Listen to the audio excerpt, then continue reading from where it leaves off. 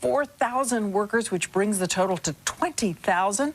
All because of a whopping $18 billion in loan losses, just about wiping out the bank's profits for all of last year.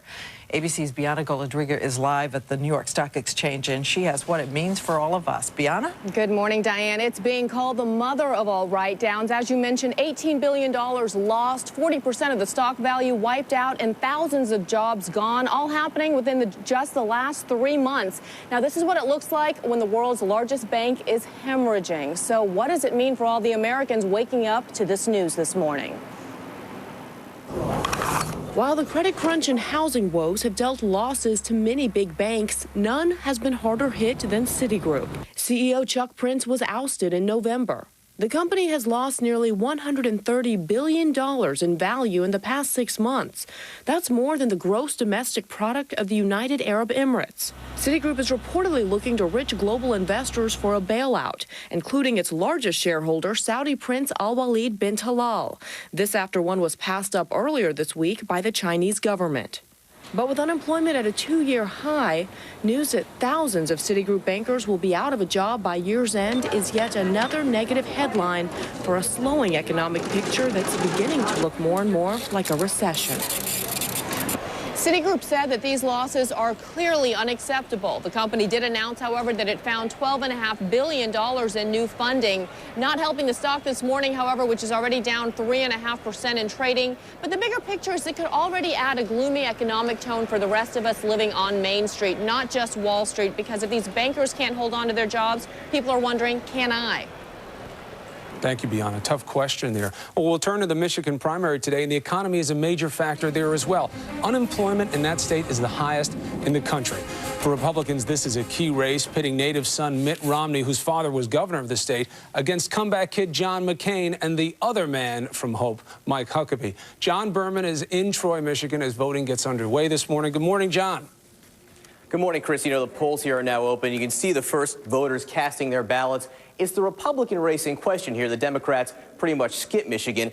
And by the time the polls close today, this state could provide some clarity in the twisted, confused, convoluted Republican race, or it could just make the whole thing a bigger mess.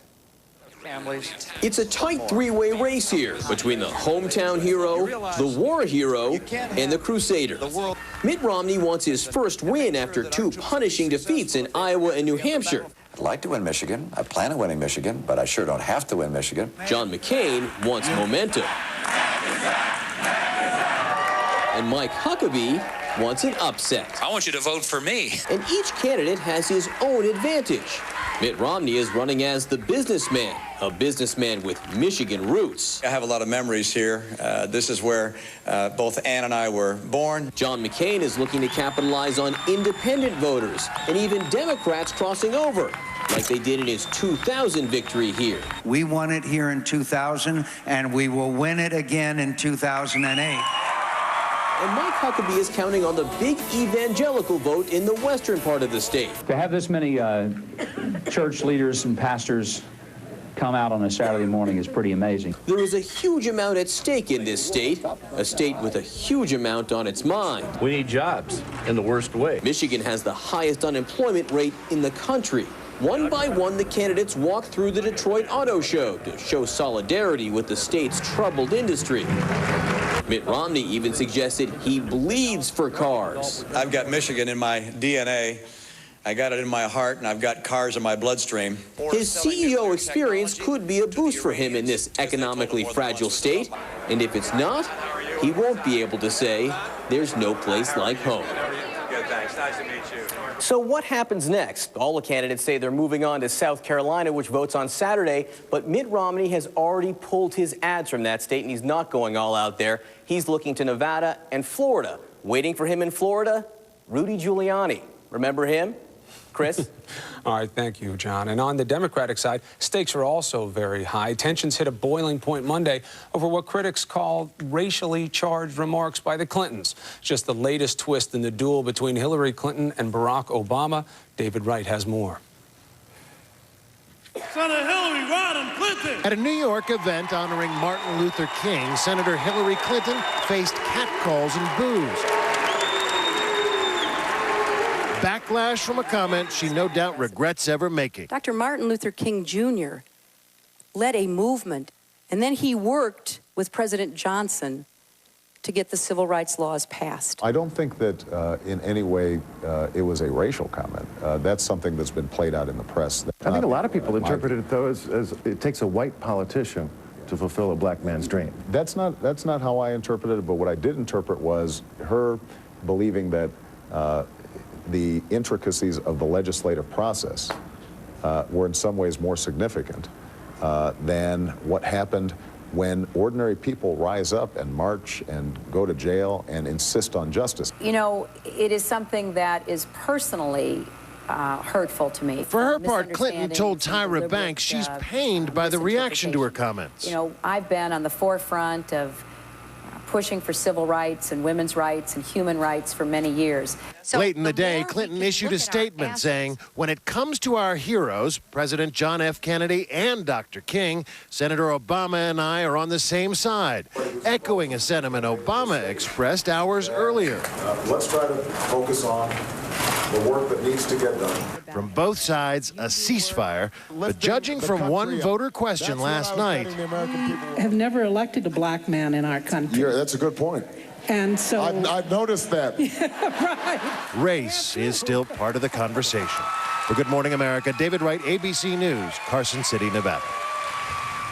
And now, from the political to the very personal question of your health this morning, 32 million Americans take a drug for their cholesterol called Zetia, or as part of a combination drug called Vytorin. You know those Vytorin ads. Cholesterol. It can come from that cherry pie, but also from your granddad's side. We have seen them a lot out there. Well, it is a whole new morning. A new study questions the medical benefits and whether we should even be taking Zetia at all. One leading cardiologist called the results of the study shocking. And joining us now with answers from Palm Beach, Florida, is our medical editor, Dr. Tim Johnson. And thanks for being with us, Tim. Okay. Bottom line question this morning. Zetia or Zetia as part of Vytorin, should Americans be planning to stop taking it? I don't think they have to stop taking it. The question is whether they should have started it in the first place, and they should talk to their doctor if they are taking it. We don't have the ultimate evidence that Zetia saves lives, that it prevents heart attacks and strokes. We do have that evidence for statins like Zocor that was also studied. And so I believe that we should use statins as the first-line drugs and save Zetia only for people who either can't take statins because of side effects or for some reason won't take statins. Well, a lot of people out there taking Zetia and real questions about whether they need to go on taking it this morning. Let me ask you about these statins. And statins do what now? Statins prevent the formation of bad cholesterol in the liver. They've been around for years. They're very effective at doing that. Zetia blocks the absorption of cholesterol in the gut, and it definitely will lower cholesterol levels. What we don't know, and what has to be proven by studies that are now underway, is whether it actually saves lives. But with the statins, like Zocor, Lipitor, those, they not only appear to lower cholesterol more than Zetia, but there is proven result on heart disease?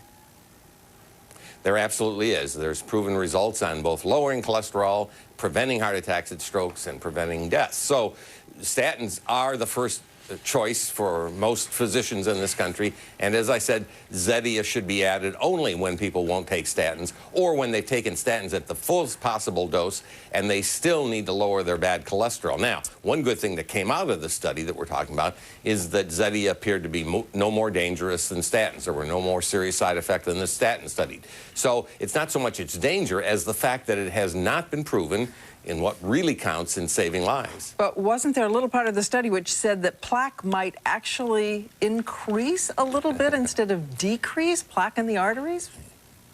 You read your studies very carefully. There was indeed a little more plaque in the study, which was on the carotid arteries in the neck, from the Zetia than from the Zocor alone, from the Zetia part of the study. However, that was not statistically significant.